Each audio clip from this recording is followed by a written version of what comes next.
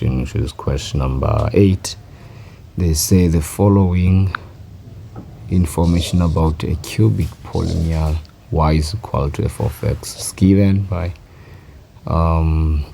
that is f of f into -1 is equal to 0. So it means that in the place of x, if you put -1, then you get y as 0. So it means this point, it is the x-intercept.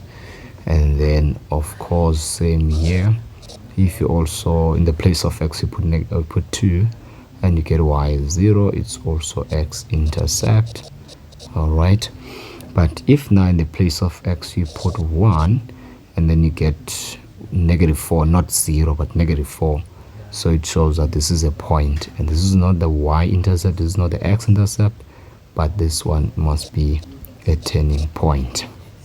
All right, and another one, if now you put 0 in the place of x, if you make x be 0 and then you get y, so that means this is the y-intercept because x is 0. Now they say here f prime is -1 into -1 is equal to +1 is also equal to 0. So that means this is the x-intercept as well. And then now they say if x is less than 1, then f of x is bigger than 0, meaning that it's positive. And again, if x is greater than 1, then f of x is bigger than 0 is also positive. So it shows that our function our a value must be greater than 0. Now let's try to use this information, and we draw a sketch graph of f using grid on the diagram sheet. I'm going to use this part over here, the space here. Then now let's try to indicate these values that are given to us. Now if a is greater than 0, so that means a shape must be drawn of this kind. All right, so here we said -1, it is x-intercept, that means -1 must be somewhere here.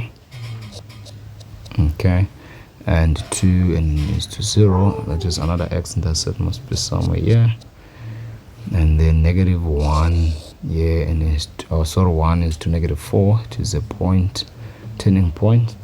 That means 1 and -4 somewhere here. Okay, and then we have 0 and -2, which is the y-intercept. 0x, y is -2 somewhere here, so our graph should pass through over here.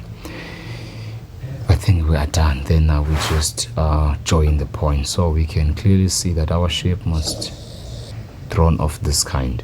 So that means we're going to start over here, and then we go up, then we turn here, and then we pass through, and this is another turning point, and then we go up like that. And then over here must be 1 is to -4, and here must be 2 is to 0, and then here must be -1 is to 0. So this is the shape. That is the shape for 8.1. Then 8.2, they say for which values of x is f decreasing. So remember, f is increasing over here, and then f is decreasing somewhere here. It's decreasing over here. So that means now when we talk about the decreasing, we want to look at the x values, that is between the two turning points. We've got x here as 1 here, and then which is to -4, and then also this one. So we just put x right in the middle, because x is between, that is the decreasing function. The decreasing function is between -1 and +1. So if we say x is, that means x must be less than 1, and x is going to be greater than -1. All right, so you can just write it over here. That is an 8 point. That is an 8.2 must be x is less than 1 and x is greater than -1. Simple as that. And then 8.3, I believe this one is easy. So use your graph to determine the x-coordinate of the point of inflection. So this one, it's easy. So use point of inflection, that means it's going to be the halfway between the turning points. So that means you're going to use the midpoint.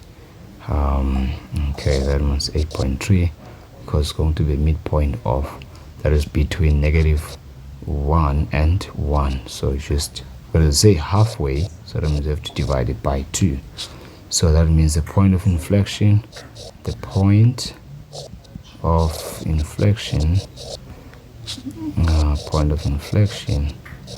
so that means x is equal to -1 plus 1 over 2. Therefore x is equal to 0.